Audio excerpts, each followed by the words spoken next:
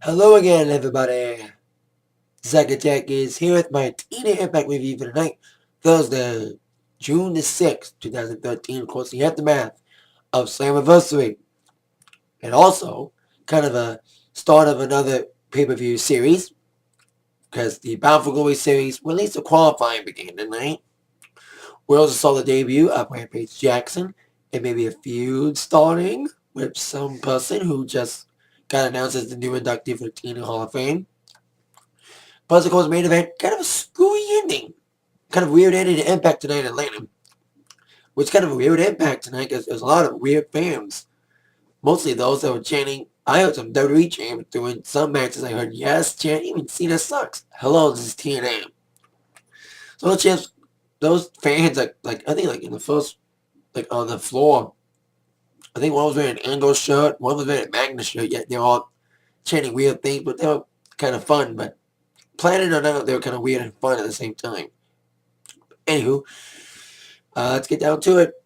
Kicking off with the still TNA World Champion, Bully Ray, who of course with a little help from his friends at Ace and Eights, beat up Sting, retained the TNA Championship, and gave Sting no championship rematches because the stip was if Sting were to lose, he would not be able to get another shot at the TNA World Championship. Because Sting was kind of ticked that no one helped him. Well, Sting's future will be determined as Sting will make a statement next week.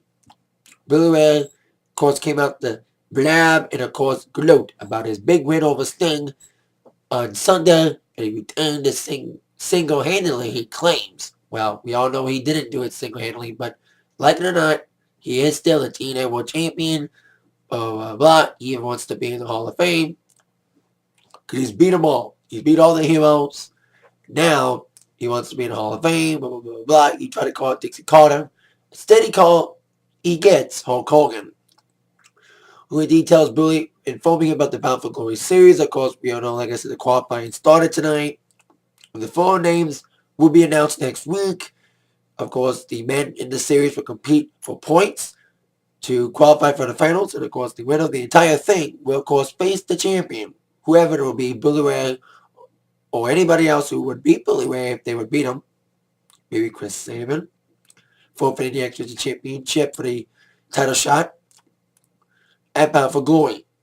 Whoever's the champ at Bound for Glory will be facing the winner of the Bound for Glory series.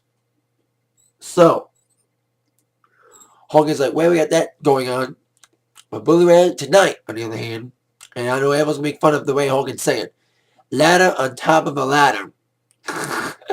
Ladder on top of a ladder to get a hammer. Well, basically what Hogan was trying to say is they put Bully Ray in a ladder match tonight against Jeff Hardy, who of course came back at Slammiversary in no title on the line, but basically on Hardy's mind, it was all about revenge, especially with the thing I was on top of the ladder.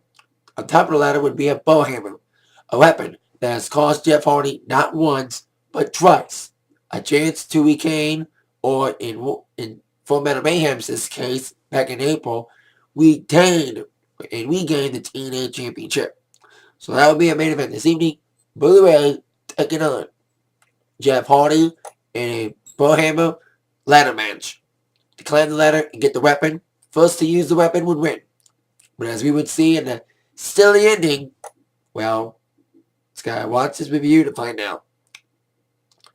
Now, like I said, Bound for Glory qualifying began tonight. A first qualifying match to see who would advance into the Bound for Glory series. Now, Jay Bradley's already in it. He qualified this past Sunday by beating Sam Shaw in the gut check final. So we only have one name set. I think there's supposed to be 12 names. So we have one name already revealed. Now we get the second name to join Jay Bradley. Will it be Hernandez or Chavo? Of course, the men who just lost the tag team championships this past Sunday would face off against each other to see which one of them would qualify to wrestle in the Bound for Glory series. For being tag team partners, it was indeed a decent matchup, but of course, Hernandez using his big strength, trying to indeed overpower Chavo. But of course, Chavo's speed got the best of Hernandez, as Chavo indeed tried to do a 3 Migos at one point. He got 2 out of 3 and bad. Ain't that right, Meatloaf? but Chavo got blocked before he did the third on Hernandez, but he did got Hernandez down anyway to try to deliver the frog splash. Now, I think that was kind of a botch here. I think did it just me or they kind of botched this ending of the match. So Chavo was going to be border tossed by Hernandez. Hernandez was going for the border toss, and Chavo countered with a roll through, but trying to pin Hernandez. Hernandez quickly rolled out. I thought that was kind of a botch move by Hernandez, but not getting pinned. Because Chavo did try to have a pin on Hernandez after that counter, but Hernandez, I think he kind of, I don't know what, they looked like almost a botch. But after that failed pin by Chavo, trying to roll up Hernandez, Hernandez got back up quickly, rolled up Chavo himself, and got a 1-2-3 victory. Hernandez, cheap or not, in my mind, got the victory over Chavo. Therefore, Hernandez is the second man besides Jay Bradley to join the Bound for Glory series. Who knows, maybe Chavo and Hernandez shake hands, the tag team partners, but now they lost the championships. Who knows how a relationship will handle Chavo losing to Hernandez in a one-on-one matchup. But this matchup for what it was, okay matchup. Chavo tried his best, but indeed Hernandez got the big win, cheap or none, in my opinion. But anyway, Hernandez wins, advances to the Bound for Glory series. Now on to our next scenario, a segment which involves Devon. Devon was, of course, furious at what happened on Sunday. Of course, he lost the television championship in his mind in an unsanctioned match against Abyss. Now, Abyss came out after they took out Joseph Parks, aka Abyss, aka same person. Anyway, after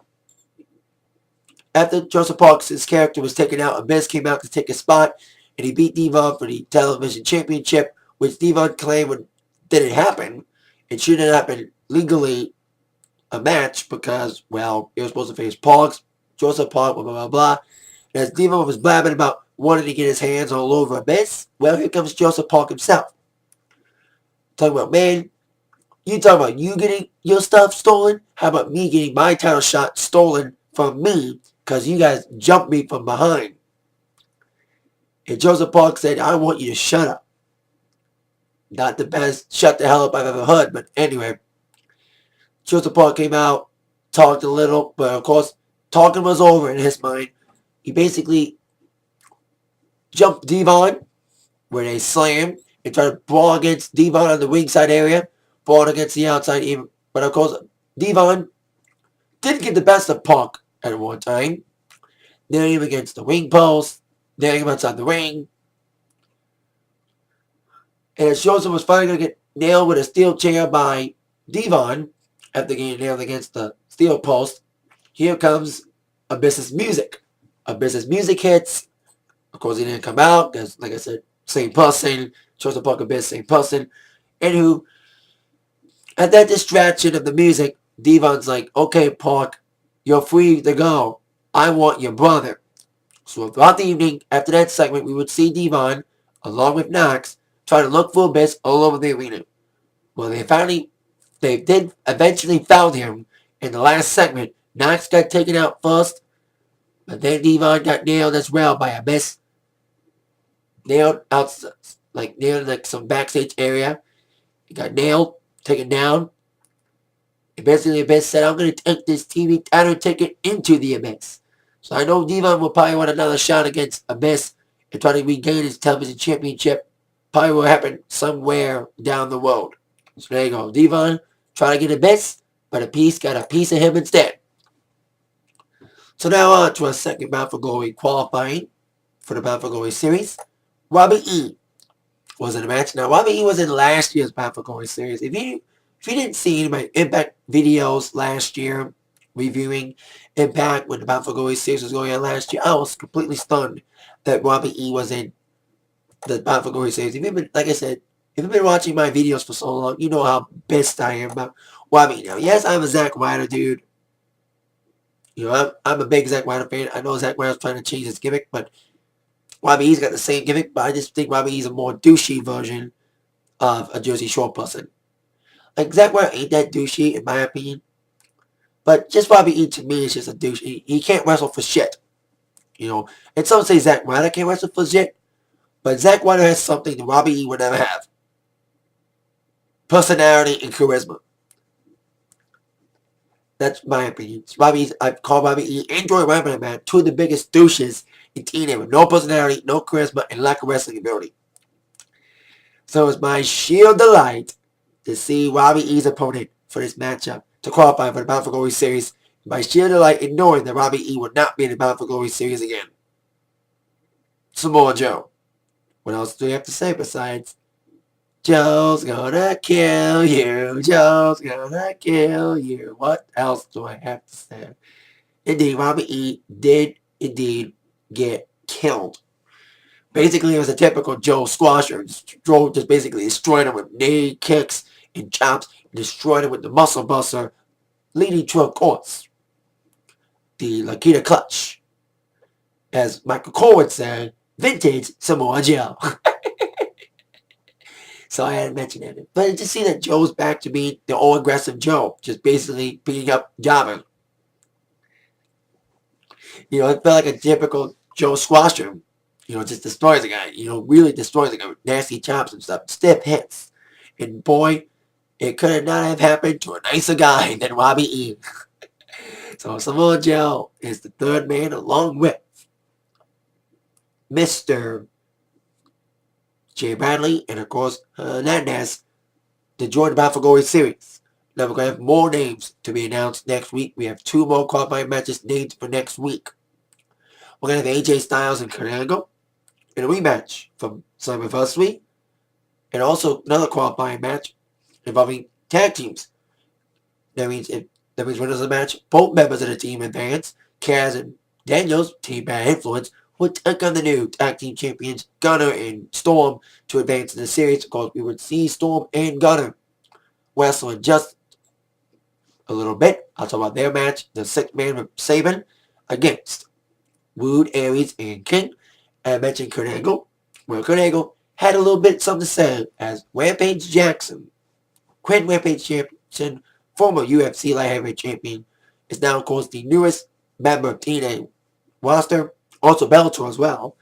Of course, it was the big free agent that TNA has been hinting towards all week. Of course, it was revealed on Tuesday, and D. Rampage made his debut tonight by speaking a few words about joining TNA, saying he's happy to be there. Basically, he wants to prove that he's the best. And he said to be the best, you gotta beat the best. Well, indeed, the best wrestler in TNA, and newest member of TNA Hall of Fame, Kurt Angle, came in. They say, well, you want to beat the best? Well, the best is right here, buddy. You can tell the stare down was the most aggressive stare down I've seen Angle face somebody since him and Joe stood nose to nose. I think, like I said in the beginning of the video, I think a feud's building. Once Rampage gets more wrestling training, like Rampage does have some wrestling experience somewhat, but needs a little bit more wrestling training. But still, I think Rampage and Angle could be the first big feud for Rampage. That'd be very interesting to see Rampage wrestle Kurt Angle. It was weird seeing him face to face like that. I never thought that Rampage would be in any wrestling ring, let alone an Impact ring, against Kurt Angle. They had a big stare down, and they apparently shook hands, but Rampage put Angle more towards him. So it's kind of a very aggressive, intense moment with Angle and Rampage staring each other down.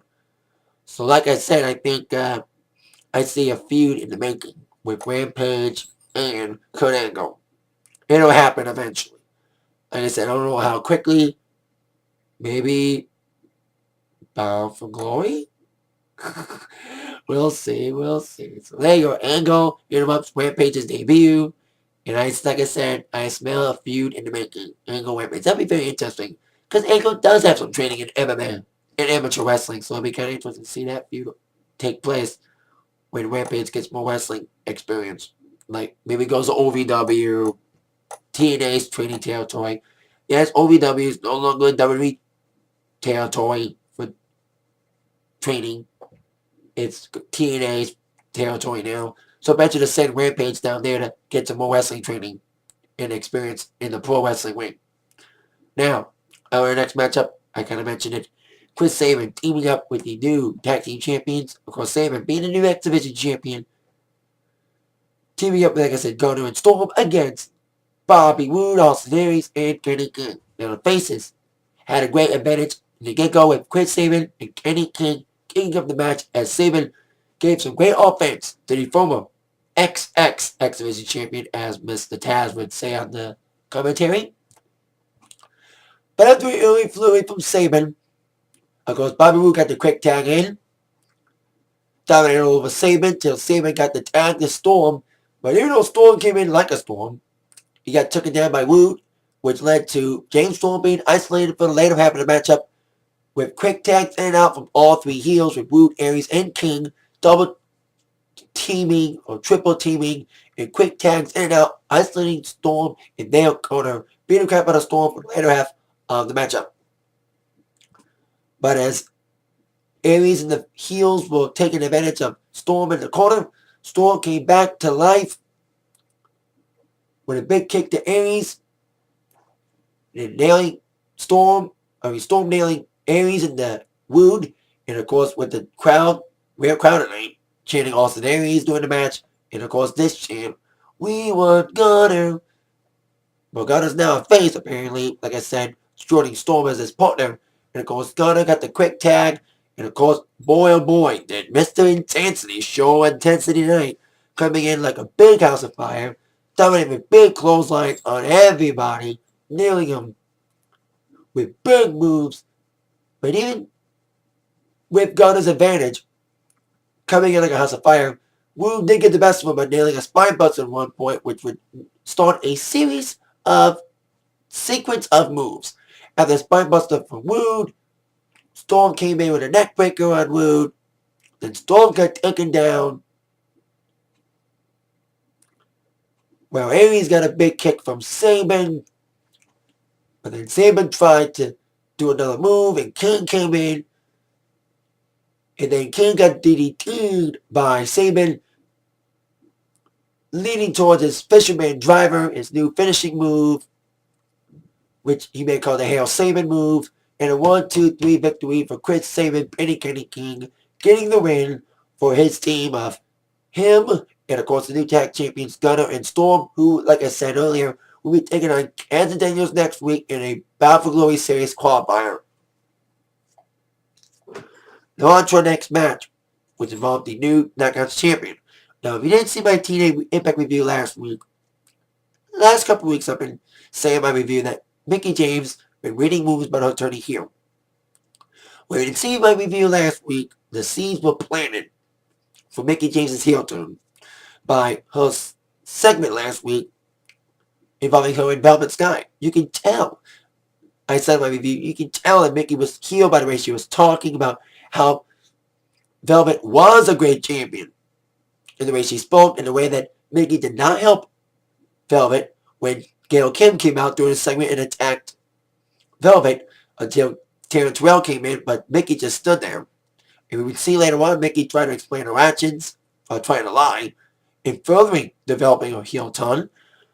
And Velvet is claiming she's 100% with the knee injury and saying, well, Mickie, I want a rematch tonight. But then Mickie make another excuse by saying, hey, Velvet, I would love to, but I got a match tonight. So I think like it seems that some people may say, oh, Mickey's looking out for Velvet, but in my mind, I think Mickey's starting to beat a heel by counting it out, by trying to make every excuse in the book to avoid another match with Velvet, making Velvet very intense, as you would see as Velvet would throw a water bottle or something after getting another fake lame-ass excuse from Mickie James. But it's when Mickie James got cheered, especially when she came out for a match against gut check winner Taylor Hendricks, who came back. And I know we wouldn't say this, but this Knockouts match was the worst Knockouts match I've seen in a long time. It felt like a fucking Divas match. I'm sorry to say it. Because I've always said in my reviews, like, also to everyone who has been seeing my TNA reviews, has known I've been glowing about the TNA Knockouts division being a better division that focuses on wrestling more than Divas. Well, this felt like a Divas match. It was like a cheap Divas match. It was like the weirdest match.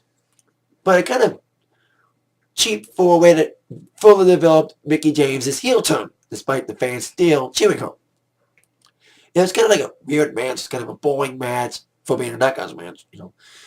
Taylor tried her best. It was slow going, you know, like Mickie trying to avoid any further confrontation with Taylor Hendricks. Like I said, fully developing the heel turn she's turning, even faking a knee injury later on. And I knew she was going to play possum, which she did as Taylor scored for Mickey for a big move with Mickey faking the injury. Mickey came back with a big sucker punch. I haven't heard a good chant after that sucker punch by Mickey onto Taylor. You got bitch slapped. Then, of course, Mickey nailed the big kick and a 1-2-3 victory for Mickey James. Kind of like a cheap squash match. It was like slow going. It was like nothing much about it. It was like silly. Like Mickey avoiding any contact. Like I said, fully developing Mickey's heel turn, despite getting cheered. But I think Mickey should do something to make him boo her. That's what I think she should say next week. Well, I'm not going to make you boo me. I'm going to give you something to boo about. So that's what I think she should do about fully developing this heel turn. That, like I said, she's been hinting. And Mickey James wins over Taylor Hendricks. Rematch now the world with Velvet Sky, whether Mickey likes it or not. Now, on with our main event. In the Bohammer ladder match. No, it wasn't ladder on top of a ladder like Hogan said. Liar.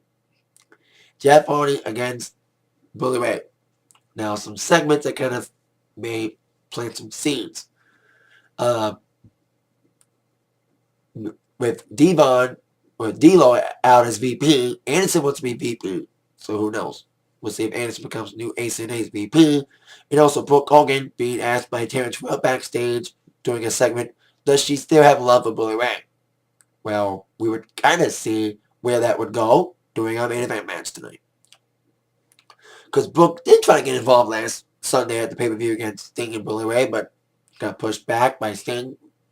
And like we would see in this matter, well, I'll tell you. Of course, Hardy going on adrenaline and, of course, with payback on his mind. Not caring about the championship, just wanting old-fashioned payback on Bully, especially when he would get the chance to nail him with the bullhammer. Hardy came in like a house of fire in the matchup, going after Bully Ray right away, taking him out the ringside, nailing him against the post. It was kind of a very intense matchup, very physical matchup. Of course, after the early fury from Hardy, nailing Bully Ray against the broadcast table, nailing him with the ladder as a weapon, Bully Ray found the way to indeed get the advantage with a big move on the Hardy before the first commercial break. Now, the only weapon that was used was a ladder. And both men were tearing each other apart with the ladder as a weapon and tearing each other apart outside the ring, nailing each other against the ring post and the announce table, like I mentioned.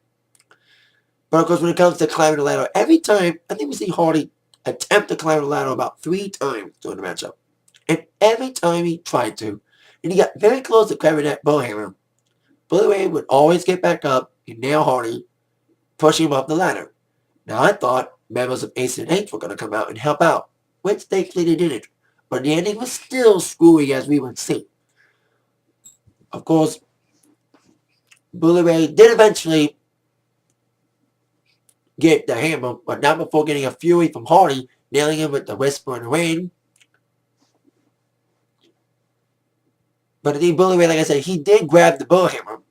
But as he was about to use it, Hardy countered with a twist of fate. And as he twisted faded Bully Ray, the bullhammer fell out of his hands. And then Jeff Hardy grabbed the bullhammer. This is where the screwy ending comes in. Despite a very visceral match, very physically demanding match, with just going back and forth, even getting into a slugging match. Slugfest at one point. This is when the crowd became weird again. Some booed Hardy, some cheered Bully. Anyway, as Hardy was ready to nail Bully with the bullhammer, Bully Ray ran out of the arena before Hardy would get a chance to nail him with the bullhammer. So basically the match ended in no contest because Bully Ray, no one got nailed with the bullhammer because the winner of the match was the one that nailed his opponent with the bullhammer, which no one did.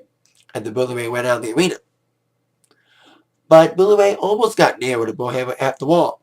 As Bully Ray was escaping from Hardy with the bullhammer, Hulk Hogan was going up from behind and was ready to nail Bully Ray himself with the Bullhammer. Now, Bully Ray did tease something about a match with Hulk Hogan at one point.